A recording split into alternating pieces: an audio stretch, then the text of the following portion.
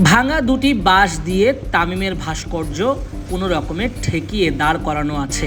সাকিব আল হাসানের ভাস্কর্যের অবস্থাও খুবই খারাপ। আছে মাশরাফি, মুশফিক, শফিউলদের জার্সি নাম্বার সম্বলিত ভাস্কর্য। চট্টগ্রাম নগরীতে 2011 বিশ্বকাপ উপলক্ষে দেশের সূর্য সন্তানদের এভাবে বিভিন্ন ভাস্কর্যের রূপ দিয়ে নগরীর সৌন্দর্য বর্ধন করা হয়। 15 বছর হতে চলল দীর্ঘদিন ধরেই এই ভাস্কর্যের বেহাল দশা। এখন তো চট্টগ্রামের সন্তান বাংলাদেশ দলের সাবেক অধিনায়ক তামিম ইকবাল দেশের ক্রিকেট বোর্ডের সভাপতি।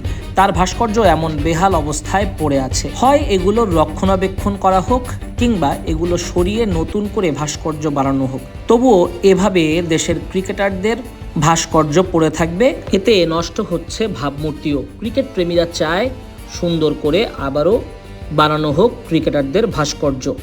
সাগরিকার খুব কাছেই এমন দৃশ্য সত্যি দৃষ্টিকটু। দেশের ক্রিকেট এবং ক্রিকেটাঙ্গন সম্পর্কেও খুব একটা ভালো বার্তা দেয় না। সিটি কর্পোরেশনের উচিত এ বিষয়ে দৃষ্টি দেয়া, এগুলোর রক্ষণাবেক্ষণ করা।